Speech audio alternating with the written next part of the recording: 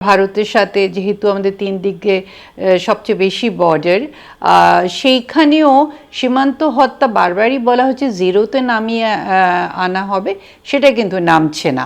এবং সেই জায়গাটাতে এখানে কোন সরকার ক্ষমতায় আছে সেটা আমাদের জন্য খুবই গুরুত্বপূর্ণ। যদিও আমি আবারও বলছি টিএমসি এতদিন আছে এবং তারপরেও সীমান্ত হত্যা হচ্ছে, কিন্তু আমরা মনে করি দ্যাট এখানে যদি এমন একটা দল ক্ষমতায় আসে যারা একটা মানে হিন্দু জাতীয়তাবাদে বিশ্বাস করে, তখন আমাদের বর্ডার এলাকার জন্য এটা একটা খুব টেনশনের ব্যাপার হয়ে যাবে।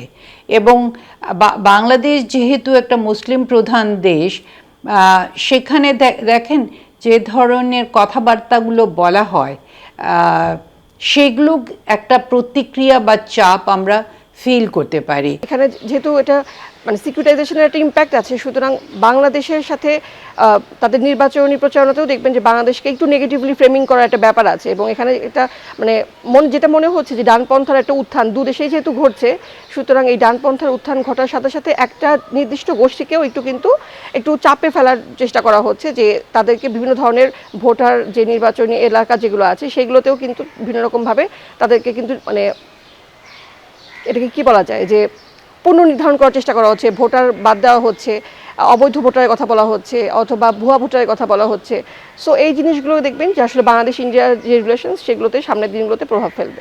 ভারতের সঙ্গে বাংলাদেশের যে বাণিজ্য এবং কানেক্টিভিটির যে ধরনের উদ্যোগগুলো আছে, সেই উদ্যোগগুলো এই মুহূর্তে এগুলো বন্ধ আছে, এগুলো অনেকটা থমকে আছে। এবং সেটিও কিন্তু চালু করতে হলে কেন্দ্রের সাথে বাংলাদেশের সম্পর্কের আরও উন্নতি প্রয়োজন।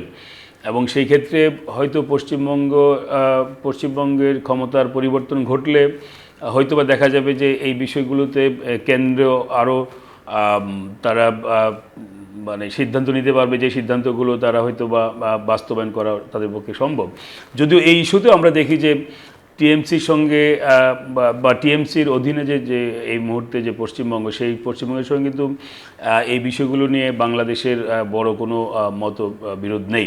আরেক দিক থেকে যেটা গুরুত্বপূর্ণ হচ্ছে পানির বিষয়টা হচ্ছে যে এখানে আমরা দেখেছি মমতা ব্যানার্জির সরকার অনেক দিন ধরেই বলে আসছে যে পানির বন্টন তিনি করতে চান না, কারণ তাদের রাজ্যের ক্ষতি হবে। কেন্দ্রীয় সরকার আমাদেরকে বলে এসছেন যে এই রাজ্য যদি নিজেরা রাজি না হয় তাদের এখানে কিছু করণীয় নাই। এখন ইলেকশনের পরে কি হবে এটা আমাদের দেখা বাকি আছে। কিন্তু একটা যেটা গুরুত্বপূর্ণ হচ্ছে যে আমরা দেখে আসছি যে মমতা ব্যানার্জির সরকার এতদিন ধরে সাম্প্রদায়িকতাই করে আসছেন। ওই দিক থেকে আমরা বলতে পারি যে তৃণমূল আসলে বিজেপির বি টিম হিসেবে কাজ করে এসেছে। তাদেরকে আমরা মনে করি তারা মুসলমানের পক্ষের দল, আমরা মনে করি তারা মুসলিম অ্যাপিজমেন্ট করে, কিন্তু আসলে আপনি যদি তাদের কর্মে যান, আপনারা তারা কি করে সেটা দেখেন, আপনারা দেখবেন যে খুব কম মুসলিম রিপ্রেজেন্টেশন আমরা আসলে ওয়েস্ট বেঙ্গলের রাজনীতিতে পাই, পলিটিক্যাল পাওয়ারের জায়গায় পাই।